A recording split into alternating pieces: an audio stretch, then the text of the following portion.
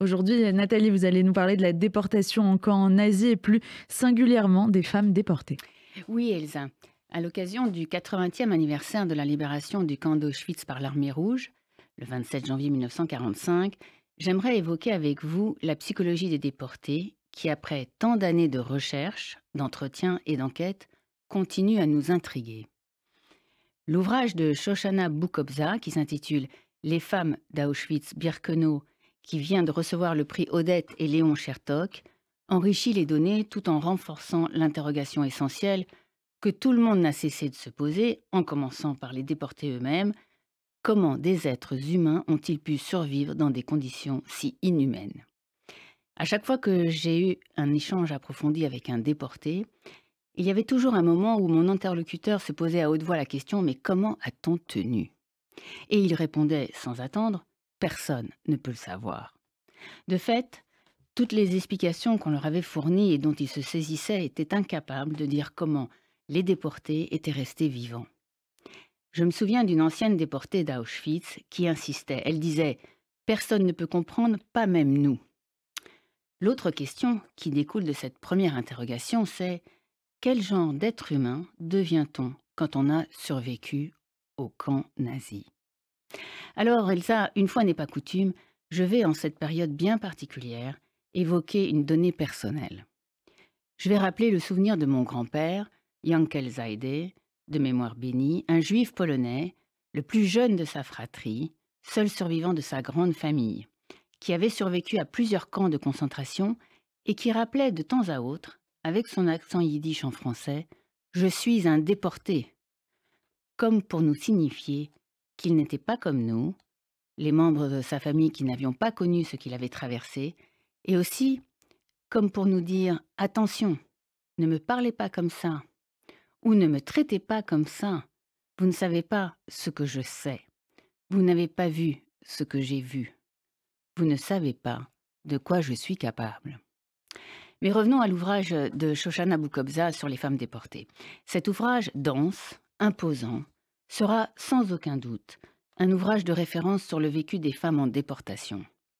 Il s'inscrit, à mon sens, dans la suite de publications incontournables telles que Aucun de nous ne reviendra ou Le convoi du 24 janvier de Charlotte Delbo, tel aussi que celui de Germaine Tillon, Ravensbrück, Delbo et Tillon étant deux anciennes déportées.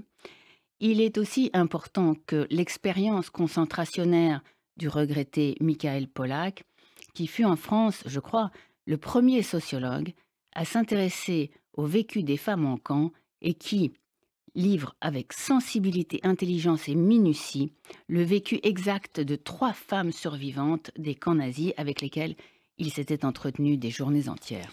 Et qu'est-ce qui apporte l'ouvrage de Shoshana Boukobza? Alors, Boukobza a travaillé à partir d'une multitude de textes et d'archives historiques, de témoignages écrits, retranscrits, et a choisi de rapporter un maximum d'événements vécus en camp de femmes à Auschwitz par un maximum de femmes. Et à chaque fois, elle donne leur nom, rapporte les faits avec précision, une justesse de ton qui donne l'impression au lecteur qu'elle y était, qu'il s'agisse des scènes les plus terribles ou qu'il s'agisse au contraire des scènes les plus humaines et réconfortantes. Boukobza s'est laissé posséder par les femmes déportées et par leurs martyrs, au point que le lecteur, lisant son ouvrage, devient familier de toutes ces femmes dont elle rapporte le vécu. Pour certaines, c'est un vécu d'héroïne, pour d'autres, celui de simple martyr, mais dans tous les cas, Shoshana Boukobza les fait revivre. Et c'est troublant de constater qu'on dévore ce grand volume en voulant connaître la suite, savoir ce qui arrive à chacune d'entre elles, sans jamais ressentir un malaise, sans jamais se sentir voyeur. Je crois que c'est l'art et le travail extraordinaire de cet auteur d'avoir su rendre la complexité de l'humanité de ces femmes soumises précisément à la situation la plus déshumanisante qui ait jamais été conçue. Par ailleurs, le livre de Boukobza m'a fait prendre conscience d'un fait psychologique évident: la métamorphose cognitive. En effet, le vécu en camp nazi impose à l'interné de penser en permanence à la façon dont il va survivre. Le déporté en camp nazi est un humain qui doit faire fonctionner sa pensée, sa capacité d'adaptation et sa capacité de résolution de problèmes sans discontinuer. Le déporté doit sans cesse opérer des choix. Il doit produire des raisonnements logiques, établir des déductions à tout moment, dans toutes les situations, qui sont toujours des situations dangereuses. En camp, rien n'est banal, rien n'est neutre. Le moindre acte, le moindre regard, la moindre position du corps, la moindre réaction, le moindre mouvement, tout est à risque. Un déporté est quelqu'un qui apprend à produire des raisonnements hyper rapides à partir de signaux qu'il doit saisir instantanément. En camp, le déporté qui survit est un hyper-vigile. C'est une personne qui développe des dons de compréhension immédiate, qui développe une intuition hors norme et produit des déductions à la vitesse d'un ordinateur.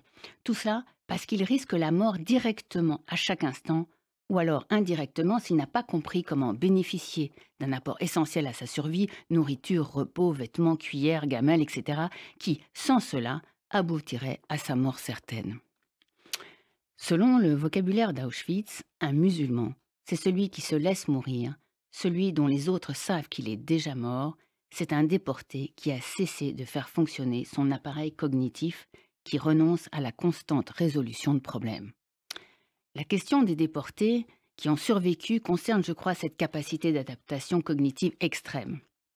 Ils se demandent comment avons-nous pu avoir cette compétence alors que nous étions affaiblis au plus haut point, comme si leur cerveau avait fonctionné automatiquement, comme un ordinateur, comme une machine.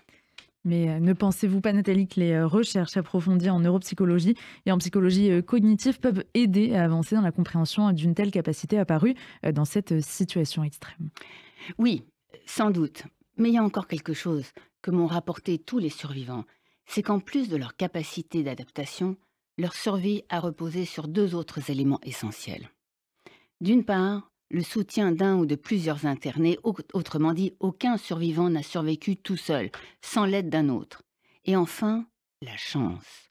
Au bout du compte, c'est la chance qui a fait que le déporté est resté en vie. Et alors, comment on l'explique, cette chance? Ah, vertigineuse question. La chance ne peut être expliquée qu'en répondant à une question subsidiaire.